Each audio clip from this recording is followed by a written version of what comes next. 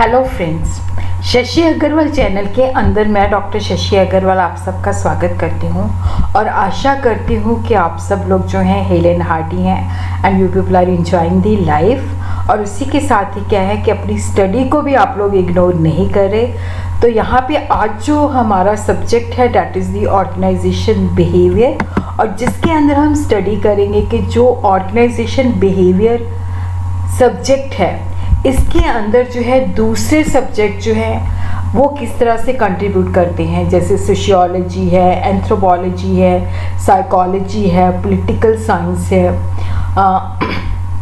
Management है, economics है, engineering and management है। ये किस तरह से ऑर्गेनाइजेशन बिहेवियर के अंदर जो है इनका कंट्रीब्यूशन है। तो आज हम इस वीडियो के अंदर जो हमारा फोकस रहेगा organisation behaviour and other field of study, और उसी तरह हम देखेंगे कि जो अदर फील्ड है वो किस तरह से ऑर्गेनाइजेशन बिहेवियर को जो है कंट्रीब्यूट करते हैं, क्योंकि ऑर्गेनाइजेशन बिहेवियर जो है मल्टी डिसिप्लिनरी है। तो सबसे पहले हम देखते हैं कि जो ऑर्गेनाइजेशन बिहेवियर है इसका मतलब क्या होता है। देखो, ऑर्गेनाइजेशन बिहेवियर जैसे कि नाम से ही इंडिकेट हो रहा है कि जो लोग ऑर्गेनाइजेशन में काम करते हैं उसके बिहेवियर को हम स्टडी करते हैं, क्योंकि जो मैनेजर है उसके लिए ये जानना बहुत ज़रूरी होता है कि जो ऑर्गेनाइजेशन में काम करते हैं उनके बिहेवियर के पीछे लॉजिक क्या है, क्योंकि उनका बिहेवियर ही जो परफॉर्मेंस है उसको इफ़ेक्ट करता है। और मैनेजमेंट ये जानना चाहती है कि ऑर्गेनाइजेशन के अंदर जो लोग काम करते हैं उनको बिहेवियर को एनालाइज करती है और किस तरह से मॉडिफाई कर सकती है कि मैनेजमेंट जो है ऑर्गेनाइजेशन के अंदर हम चाहते हैं कि हमारे जो स्टाफ है इस पर्टिकुलर मैनर के अंदर बिहेव करे, किस तरह से हम उसको मॉडिफाई कर सकते हैं। और ऑर्गेनाइजेशन बिहेवियर के अंदर हम ये भी जानते हैं कि why and how individual behave in particular way. कई बार आप देखते हो कि घर के अंदर भी, इवन ऑर्गेनाइजेशन के अंदर भी, जैसे हम किसी व्यक्ति को काम कहते हैं तो वो उसके उल्टा करता है, तो डेफिनेटली उसके पीछे क्या लॉजिक है। तो ऑर्गेनाइजेशन के अंदर जब हम लोगों का बिहेवियर स्टडी करते हैं तो उनके बिहेवियर के पीछे लॉजिक क्या है, ठीक है, और किस तरह से हम उनको जो है मॉडिफाई कर सकते हैं। Study and the application of the knowledge about how people act within the organisation. देखो, यहाँ पे हम जो लोग ऑर्गेनाइजेशन में काम करते हैं उनके बारे में स्टडी करते हैं, उनका बिहेवियर स्टडी करते हैं। उस बिहेवियर के बेसिस पे क्या होता है कि देखो, जो मैनेजर है ऑर्गेनाइजेशन के अंदर बहुत सारे लोग काम करते हैं, हर एक बंदे का जो बिहेवियर होता है डिफरेंट होता है, उसके पीछे जो वो पर्टिकुलर मैनर के अंदर जो बिहेव करता है उसके पीछे कुछ और फैक्टर्स होते हैं। तो मैनेजर के लिए जानना बहुत ही ज़रूरी है। ऑर्गेनाइजेशन बिहेवियर जो है एक मल्टी डिसिप्लिनरी है और इसको psychology, sociology, anthropology, management, economics, political science जो है इन्फ्लुएंस करते हैं। तो इसको हम वन बाय वन करके जो है स्टडी करेंगे। तो ऑर्गेनाइजेशन बिहेवियर जो है मल्टी डिसिप्लिनरी है क्योंकि ये एक अप्लाइड बिहेवियरल साइंस है, क्योंकि इसके अंदर जो ऑर्गेनाइजेशन बिहेवियर के अंदर जो थ्योरीज हैं, कंसेप्ट्स हैं, अप्लाइड बिहेवियरल साइंस की, इसका मतलब है कि जो लोगों का बिहेवियर होता है उसके बेसिस पे थ्योरीज एंड कंसेप्ट जो है डेवलप किए गए हैं। और ये बहुत सारे जो सब्जेक्ट्स हैं वहाँ से अपनी इन्फ्लुएंसेस और कंसेप्ट जो है, थ्योरी जो है ड्रॉ करती है। Psychology, sociology, social psychology, anthropology, political science, engineering technology, management, economics and medicine etcetera. तो इसको हम वन बाय वन करके जो है स्टडी करेंगे। Psychology drive from the Greek word psyche which means our soul और स्पिरिट। देखो, साइकोलॉजी के अंदर हम इंडिविजुअल की पीछे लॉजिक क्या है। साइकोलॉजी का मतलब होता है, साइकी का मतलब होता है हमारी आत्मा और स्पिरिट। ऑर्गेनाइजेशन बिहेवियर के अंदर जो है कि लोगों की साइकोलॉजी कि क्यों इस तरह से उसने बिहेव किया, उसके पीछे क्या लॉजिक है, क्या साइकोलॉजी है। साइकोलॉजी जब हम बात करते हैं तो इसके अंदर हम ह्यूमन बिहेवियर को स्टडी करते हैं जो फिलॉसफी एंड फिजियोलॉजी के अंदर जो है उसका ओरिजिन होता है। साइकोलॉजी जो है मैक्सिमम जो है ऑर्गेनाइजेशन बिहेवियर के अंदर इसका कंट्रीब्यूशन होता है, क्योंकि हम इंडिविजुअल का बिहेवियर स्टडी करते हैं तो ये हमें मैक्सिमम इंफॉर्मेशन प्रोवाइड करता है। साइकोलॉजिस्ट जो होते हैं वो ऑर्गेनाइजेशन बिहेवियर के अंदर जो है लोगों का बिहेवियर स्टडी करते हैं, ऑर्गेनाइजेशन बिहेवियर के अंदर जो है उन चीज़ों को हाईलाइट करते हैं, जैसे लर्निंग है, पर्सनालिटी है, परसेप्शन है, काउंसलिंग साइकोलॉजिस्ट है, इंडस्ट्रियल एंड ऑर्गेनाइजेशन साइकोलॉजिस्ट है। तो ऑर्गेनाइजेशनल साइकोलॉजी जो है, जैसे लोगों का नज़रिया क्या है, ठीक है, लोगों को किस तरह से हम मोटिवेशन दे सकते हैं। तो यहाँ पे हम देखते हैं कि साइकोलॉजी जो है किस तरह से ऑर्गेनाइजेशन बिहेवियर के अंदर जो है कंट्रीब्यूट करती है। देखो, परसेप्शन, जो स्ट्रैटेजीज होती हैं, लोगों का किसी चीज़ के प्रति क्या नज़रिया है, उनकी पर्सनालिटी कैसी है, उनको हम किस तरह से मोटिवेशन दे सकते हैं, किस तरह से लर्निंग, हम उनको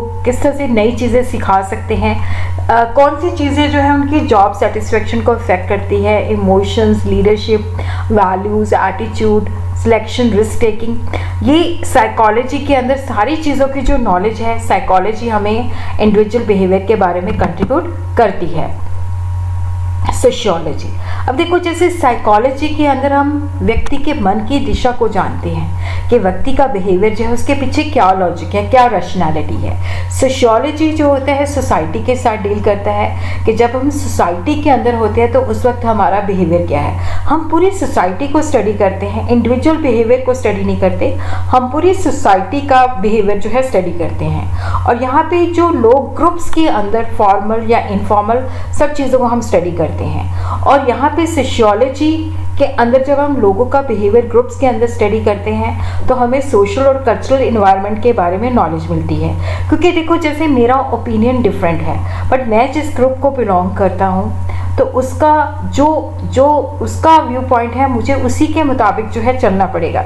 जैसे हम पॉलिटिकल पार्टीज देखते हैं, चाहे देखो, जैसे पॉलिटिकल पार्टीज हम देखते हैं तो जो पॉलिटिकल पार्टी के आइडियोलॉजी होती है, चाहे उसके अंदर जो पॉलिटिकल उस पार्टी के मेंबर होते हैं डिफर करते हैं, बट उस आइडियोलॉजी को फॉलो करते हैं। तो जो सोशियोलॉजी है, देखो, जिसके अंदर ग्रुप किस तरह से बनते हैं, ग्रुप के अंदर जो कोहेसिवनेस होती है, ग्रुप के नॉर्म्स को हम फॉलो करते हैं, organisation theory, team work, communication, organisation design, organisation change, और जो ग्रुप्स का आपस में कॉन्फ्लिक्ट होता है उसके बारे में हमें सोशियोलॉजी से पता चलता है। सोशल साइकोलॉजी, देखो, जैसे नाम से ही पता है, इसके अंदर कुछ चीज़ें जो है सोशल से आती हैं, कुछ चीज़ें साइकोलॉजी से आती हैं। तो यहाँ पे हम एक व्यक्ति का दूसरे व्यक्ति के ऊपर क्या इन्फ्लुएंस होता है। जब एक व्यक्ति रिबेलियस बिहेवियर करता है तो डेफिनेटली दूसरे लोग भी उसको फॉलो करते हैं। तो social psychology deals with the influence of one individual on others and vice versa. और यहाँ पे जो इसकी बेसिकली जो ऑर्गेनाइजेशन के अंदर देखो, जैसे चेंजेस होती हैं, टेक्नोलॉजी इंट्रोड्यूस की गई है तो वहाँ पे लोग रिबेल करते हैं। तो एक ने रिबेल किया, उसको देख के दो लोगों ने और रिबेल कर दिया। तो यहाँ पे जो सोशल साइकोलॉजी है, जिसके बेसिस पे क्या होता है कि लोगों को जो है बताया जाता है, कन्विंस कराया जाता है, एजुकेट किया जाता है कि why there is a need for change. और यहाँ पे किस तरह से हम चेंज को डिज़ाइन कर सकते हैं, किस तरह से पॉसिबल रेजिस्टेंस हो सकती है, किस तरह से हम स्ट्रैटेजीज डेवलप करेंगे कि ये रेजिस्टेंस ना हो।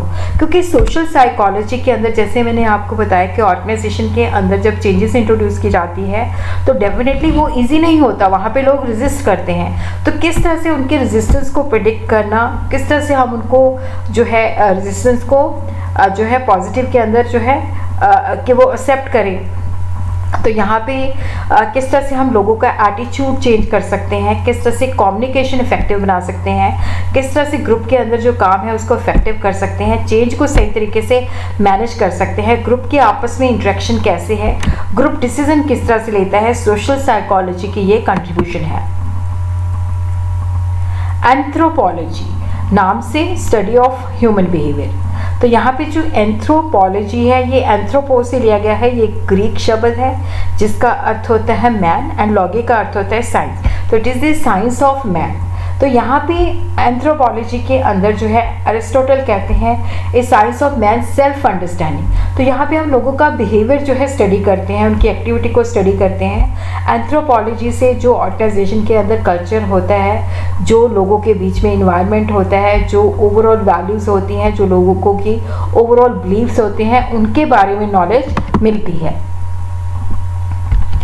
Anthropology contributes to the organisation culture, कि यहाँ पे ऑर्गेनाइजेशन के अंदर जो है देखो कल्चर किस तरह का है, लोग बेसिकली जो है किस तरह के हैं। तो यहाँ पे जो क्योंकि बेसिकली देखो, जब हम एक ऑर्गेनाइजेशन में काम करते हैं तो वहाँ पे ऑर्गेनाइजेशन कल्चर कैसा है, लोगों की शेयरिंग कैसी है, लोग आपस में कोऑपरेट करते हैं, लोग आपस में एक दूसरे को रिस्पेक्ट करते हैं, लोग आपस में मिलजुल के रहते हैं, पॉलिटिक्स नहीं है, ऑर्गेनाइजेशन कल्चर कैसा है, ऑर्गेनाइजेशन के इन्वायरमेंट पॉजिटिव है, कंड्यूसिव है, लोगों के अंदर अगर वो अलग अलग देशों से आए हुए हैं तो उनके अंदर क्या डिफरेंस है। तो यहाँ पे एंथ्रोपोलॉजी से, जैसे मान लो हमारी इंडियन कंपनी है, वहाँ पे जापानीज भी काम करते हैं, इंडियन भी काम करते हैं, अमेरिकन भी काम करते हैं, तो वहाँ पे क्रॉस कल्चरल क्या है, कंपैरेटिव वैल्यू सिस्टम क्या है, कंपैरेटिव एटीट्यूड क्या है, तो वो सारी चीज़ें जो है हम स्टडी एंथ्रोपोलॉजी की जो है समझने में हेल्प करती है। पॉलिटिकल साइंस, अब देखो यहाँ पे पॉलिटिकल साइंस की जो मैं बात करती हूँ, देखो यहाँ पे कुछ ऑर्गेनाइजेशन में लोग काम करते हैं तो they always have hunger for power. तो यहाँ पे मुझे एक किस्सा भी याद आ जाता है कि जैसे हमारे बहुत साल पहले एक टीचर छुट्टी पे गए थे, तो छुट्टी पे जाके भी क्या था कि जैसे नेचुरली दूसरे के पास सब्जेक्ट चला जाता है, तो उनके अंदर पावर की हंगर इतनी थी कि वो मतलब वो अपना सब्जेक्ट किसी को नहीं दे के गए, और उन्होंने कहा कि नंबर भी मैंने लगाने हैं ताकि स्टूडेंट के ऊपर मेरा इन्फ्लुएंस बना रहे। तो पॉलिटिकल साइंस के अंदर जो है देखो, जो इंडिविजुअल्स होते हैं, जो ग्रुप्स होते हैं, क्योंकि जो है वो पावर के लिए कितनी हंगर है। ऑर्गेनाइजेशन पावर एंड पॉलिटिक्स के बारे में हमें नॉलेज मिलती है, जो लोगों के अंदर जो है पावर के बेसिस पे कॉन्फ्लिक्ट होती है, ऑर्गेनाइजेशन के अंदर जो है पॉलिटिसाइजिंग, पॉलिटिकल बिहेवियर होता है, पॉलिटिकल एक माहौल होता है। तो यहाँ पे ऑर्गेनाइजेशन के अंदर जैसे पावर की लड़ाई हो सकती है, डिसीजन मेकिंग के अंदर कॉन्फ्लिक्ट हो सकता है, वो सारी चीज़ें जो है हमें पॉलिटिकल साइंस, क्योंकि यहाँ पे हम लोगों का बिहेवियर के इस तरह की पॉलिटिक्स हो सकती है, इस तरह का ऑर्गेनाइजेशन के अंदर ये पॉलिटिकल इन्वायरमेंट है, उसको हम स्टडी कर सकते हैं। इंजीनियरिंग एंड टेक्नोलॉजी, अब देखो इंजीनियरिंग जो है that is the applied science of energy and matter, तो ये work design and job designing के अंदर कंट्रीब्यूट करती है। F.W. टेलर जो है फादर ऑफ साइंटिफिक मैनेजमेंट है, जिन्होंने टाइम स्टडी और मोशन स्टडी को डेवलप किया, परफॉर्मेंस अप्रेजल स्टडी किया, P-state system and human productivity के पैरामीटर्स डेवलप किए। टेक्नोलॉजी जो है कि किस तरह से हमें नॉलेज जो है उसको यूज़ करते हैं, उसको सही मायने में ऑर्गेनाइजेशन के अंदर जो है उससे काम करते हैं। तो टेक्नोलॉजी भी हमारे बिहेवियर को इन्फ्लुएंस करती है डायरेक्टली, कि कौन सी टेक्नोलॉजी से हम काम कर रहे हैं, टेक्नोलॉजी के प्रति हमारा परसेप्शन क्या है, किस तरह का वर्क इन्वायरमेंट है, किस तरह की आपस में कम्युनिकेशन जो है, टीम के अंदर कोहेसिवनेस है, टीम्स कैसे बनती हैं एक दूसरे के साथ। और उसी तरह इंफॉर्मेशन टेक्नोलॉजी जो है that also contributes team dynamics, decision making, knowledge management and the communication.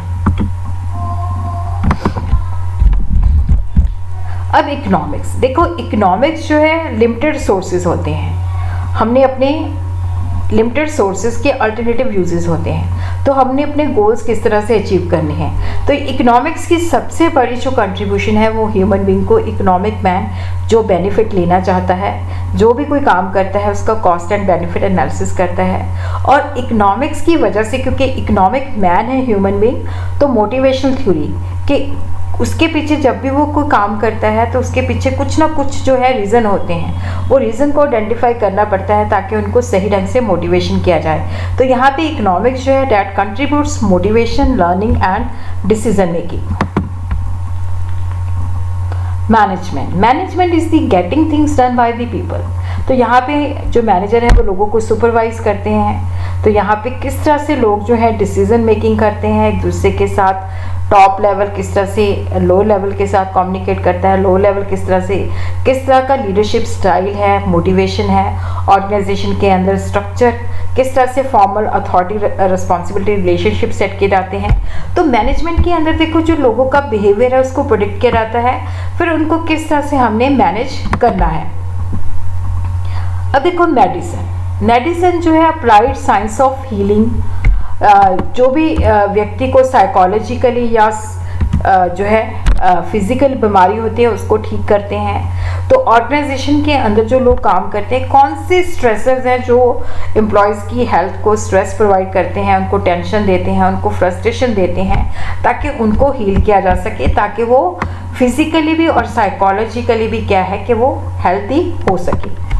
तो हम देखते हैं कि ऑर्गेनाइजेशन बिहेवियर जो है एक मल्टी डिसिप्लिनरी है। ऑर्गेनाइजेशन बिहेवियर के अंदर हम individual behaviour, group behaviour and organisation behaviour जो है स्टडी करते हैं। जैसे individual behaviour, perception, personality, value, attitude, job satisfaction, motivation, learning.